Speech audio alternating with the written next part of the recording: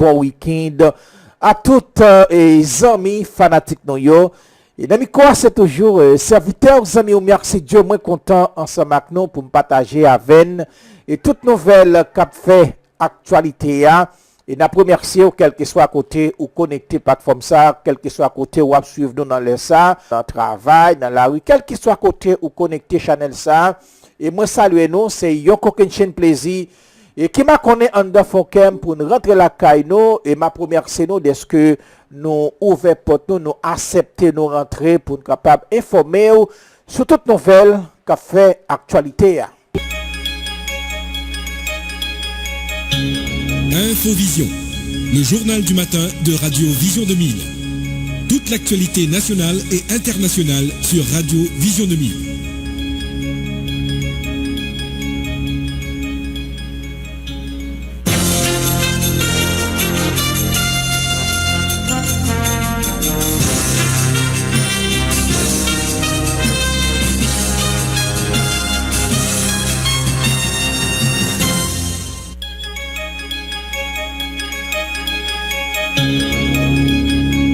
Merci de passer un bout de votre matinée à mes côtés. Bonjour à tous et bienvenue dans la dernière livraison du journal Infovision pour cette semaine. Au sommaire de cette édition, un chauffeur de camionnette a été froidement abattu de plusieurs balles hier au carrefour de l'aéroport. Le crime aurait été commis par un policier à la suite d'une discussion avec la victime après que l'agent en question lui avait exigé de présenter son permis et les papiers de son véhicule selon certains collègues du chauffeur. Un mouvement de protestation a été organisé hier au carrefour de l'aéroport par des chauffeurs pour dénoncer le meurtre de leurs camarades. Ils ont érigé des barricades de pneus enflammés et croisé leurs véhicules sur la voie publique paralysant la circulation dans la zone. Le policier Félix Fegens a été tué par balle hier soir à Delma 24 à la rue Silvio 14. L'acte a été commis par des individus armés, rapporte le syndicat national des policiers haïtiens Sinampoa. Le Haut Conseil de transition fustige le silence du Premier ministre Ariel Henry sur le sort de son secrétaire Anthony Virginie Saint-Pierre, enlevé puis séquestré depuis une dizaine de jours à la capitale. Dans une correspondance adressée au chef du gouvernement provisoire, le HCT lui reproche d'avoir ignoré complètement à son retour au pays cet acte odieux commis contre l'un des hautes autorités du Conseil alors qu'il félicitait la PNH pour l'arrestation de Joseph Félix Badio. 20 véhicules pick-up et 250 motocyclettes ont été remis hier à la police nationale. L'achat de ces équipements a été financé par le Fonds commun de soutien à la PNH, géré par le Programme des Nations Unies pour le développement PNUD. La police nationale est aujourd'hui capable de combattre les gangs et n'attend que les matériels commandés par l'État haïtien au profit de l'institution, a déclaré hier le directeur général AI de la PNH. La police va passer à l'étape de démantèlement des gangs, annonce Franz Elbe. Inculpé pour son rôle dans l'assassinat de l'ex-président haïtien Jovenel Moïse, l'ancien officier colombien Germán Alejandro Rivera Garcia a été condamné hier à la prison à vie par le tribunal fédéral de Miami, rapporte le Miami Herald. Le Rassemblement des démocrates nationaux progressistes a commémoré hier le premier anniversaire du double assassinat crapuleux de son secrétaire général Éric Jean-Baptiste et l'agent de sécurité de ce dernier Peterson Vernius. Une messe de requiem a été chantée à l'église Notre-Dame d'Altagrace, suivie d'une offrande florale sur les lieux du crime à la boule 12. Dans l'international, c'est une chasse à l'homme qui prend fin 2 jours après des fusillades dans le Maine aux États-Unis qui ont fait 18 morts dans un bowling. Le principal suspect a été retrouvé mort hier soir après s'être probablement suicidé avec une arme à feu. Toujours aux États-Unis, plusieurs centaines de personnes ont été arrêtées hier à New York pendant une manifestation organisée par un mouvement juif contre les bombardements d'Israël sur Gaza selon la police et les organisations utilisateurs. Et puis, inquiet de la situation humanitaire, le directeur général de l'Organisation mondiale de la santé, OMS, Tedros Adhanom Ghebreyesus, a appelé à un cessez-le-feu immédiat ce samedi matin. Il regrette que l'évacuation des patients ne soit pas possible dans de telles circonstances, ni la recherche d'un abri sûr, expliquant que la coupure des communications ne permettait pas aux ambulances d'atteindre les blessés.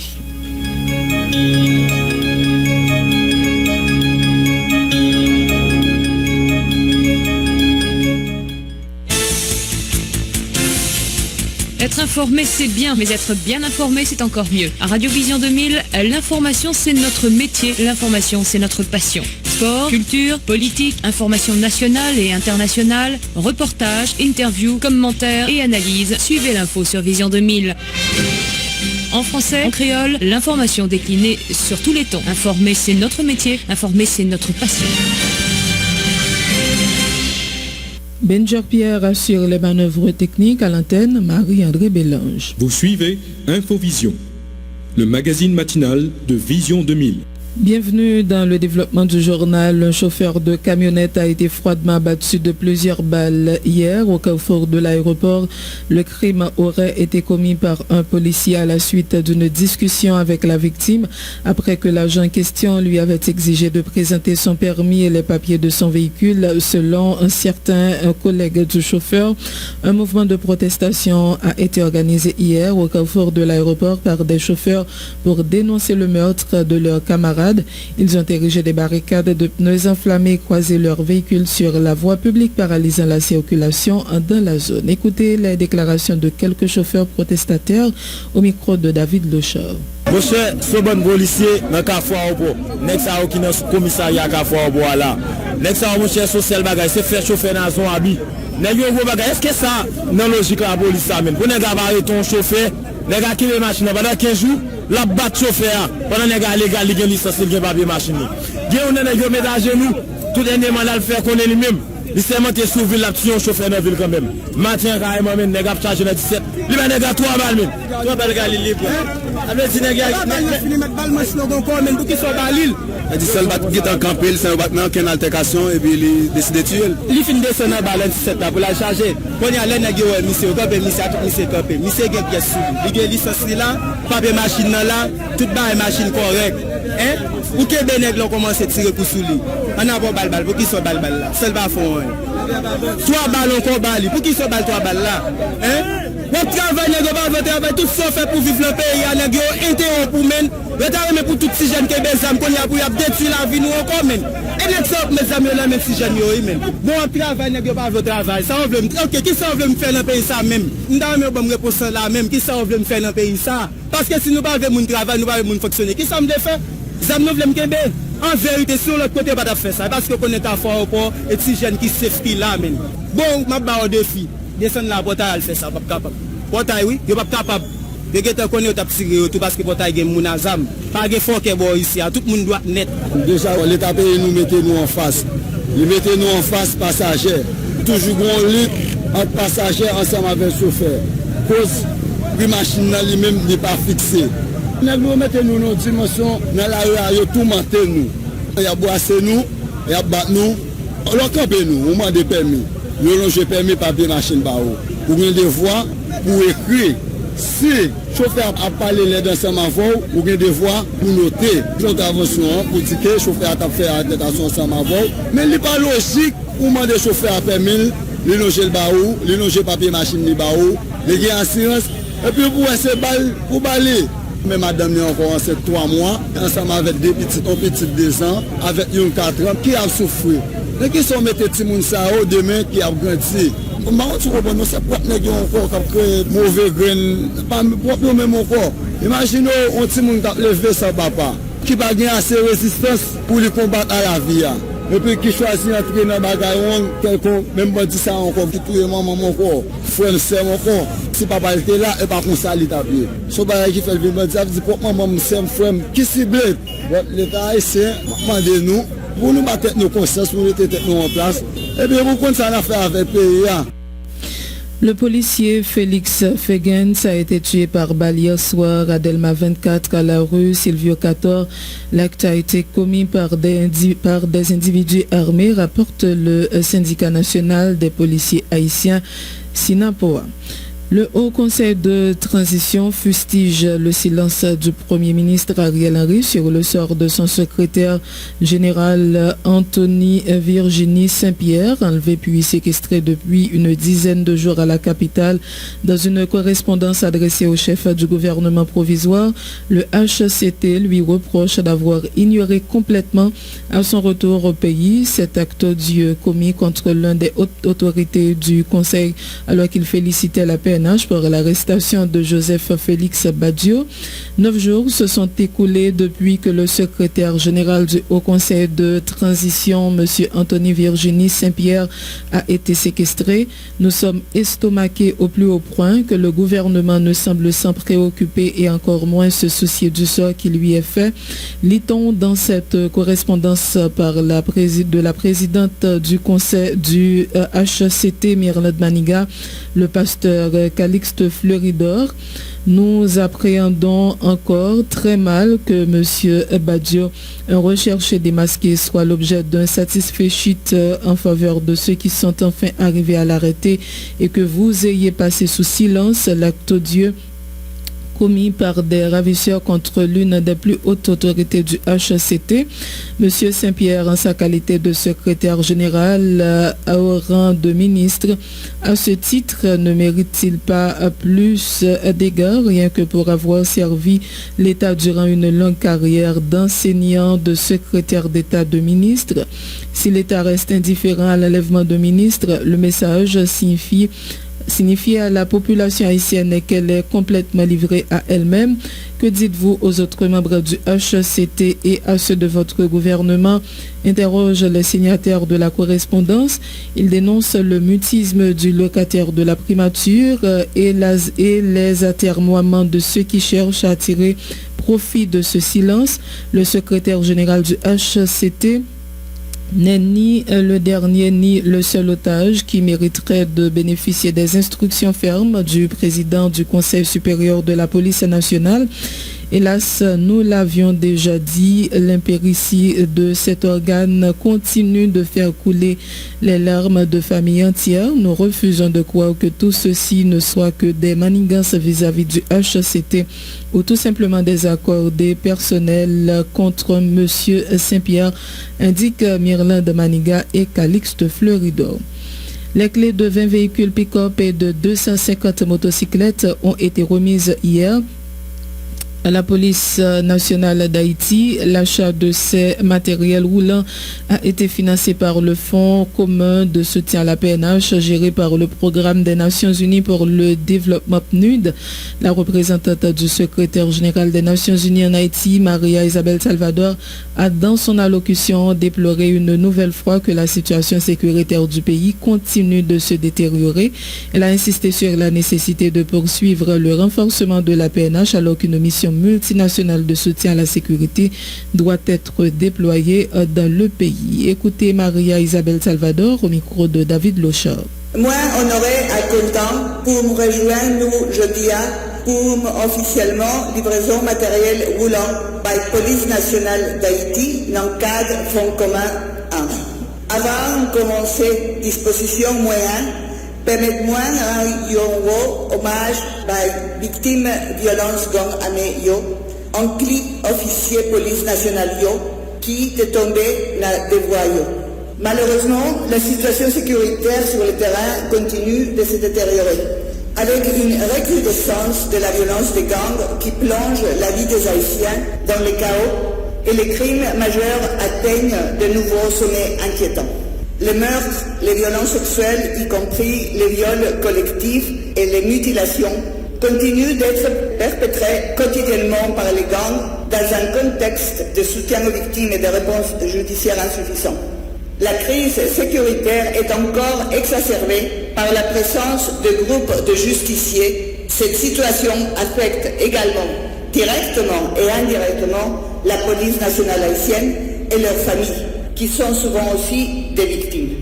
Le secrétaire général des Nations Unies a réitéré à maintes reprises le message qu'il est impossible de parvenir à des solutions politiques pérennes et pleinement représentatives sans une amélioration drastique de la situation sécuritaire et en même temps, il ne peut y avoir de sécurité durable sans un rétablissement des institutions démocratiques. La réinstauration de la sécurité est d'une importance capitale pour Haïti, car elle constitue la base sur laquelle le pays peut bâtir un avenir stable et prospère. Cela implique d'abord et avant tout de mettre un terme aux violences liées aux gangs qui ont plongé la nation dans une période de troubles et de chaos.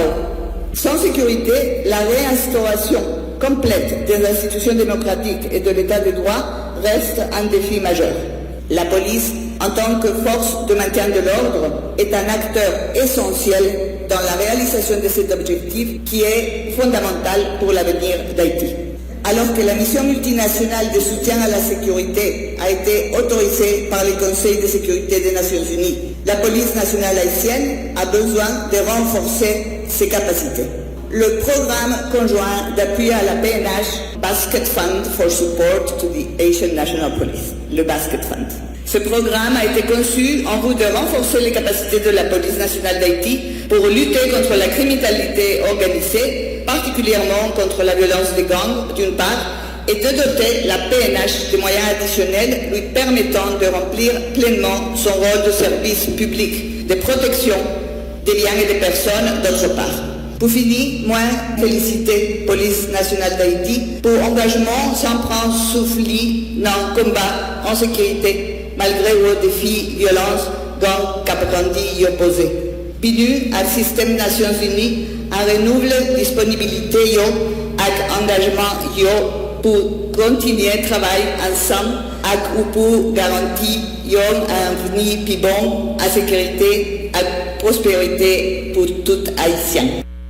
Prenant part à la cérémonie de remise de ces matériels roulant à la PNH, le nouvel ambassadeur du Canada en Haïti, André-François Giroux, a réitéré l'engagement de son pays à Haïti.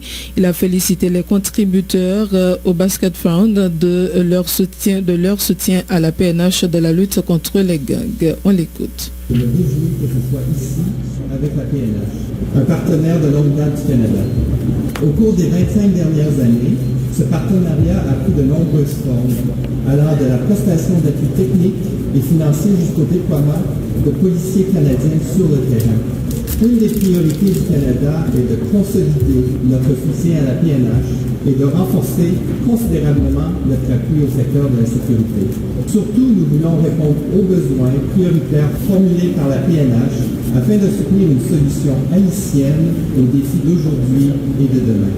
Dans cette optique, le Canada est fier d'avoir été le premier contributeur au Fonds commun multidonateur pour la sécurité du PNUD en 2022. Nous sommes convaincus que ce mécanisme permettra d'accroître la capacité de la PNH. C'est pour cette raison que le Canada applaudit la collaboration de tous les acteurs qui ont permis la livraison de 250 motos et de 20 véhicules de patrouille aujourd'hui. Bravo! C'est un appui important pour la lutte contre les gangs criminels menée par la PNH avec détermination. Nous tenons à rappeler la nécessité de livrer des résultats concrets pour l'atteinte des 6 objectifs du Fonds. Les prochains livrables prévus permettront de progresser en ce sens. Par exemple, l'acquisition de drones et d'équipements de protection individuelle ou bien l'exécution de travaux d'infrastructure au centre de commandement tactique et à l'École nationale de la police. Au-delà du Basket Fund, le Canada est heureux d'annoncer que la mise en œuvre de notre portefeuille d'appui au secteur de la sécurité en Haïti progresse significativement. Vous vous souviendrez que le 24 mars dernier, le premier ministre Trudeau a annoncé un appui supplémentaire de 100 millions de dollars canadiens pour fournir un meilleur soutien policier et un meilleur équipement à la PNH. À ce jour, plus de 40 millions de dollars de cette enveloppe sont en opération. En plus de cibler les besoins immédiats de la PNH, comme le renforcement du contrôle des frontières ou la lutte anticorruption, les projets de mise en œuvre par le Canada visent sa professionnalisation et son autonomisation. Il s'agit d'un objectif clé de l'aide internationale du Canada dans le pays en vue de rétablir la sécurité et la primauté du droit, notamment pour les personnes les plus vulnérables, y compris les femmes et les enfants.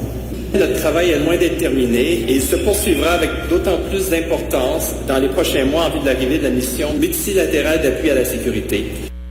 Aujourd'hui et plus que jamais, il est urgent de mettre un terme au cycle de la violence alimentée par les gangs en Haïti, a dit la ministre AI de la Justice et de la Sécurité publique, Emily Prophète, qui a félicité les acteurs du programme conjoint d'appui à la PNH. Elle a souligné que les capacités de la police nationale sont limitées, alors même qu'elle est de plus en plus sollicitée par la population angoissée et inquiète pour sa sécurité. La ministre Emily Prophète, toujours au micro de David Lochard.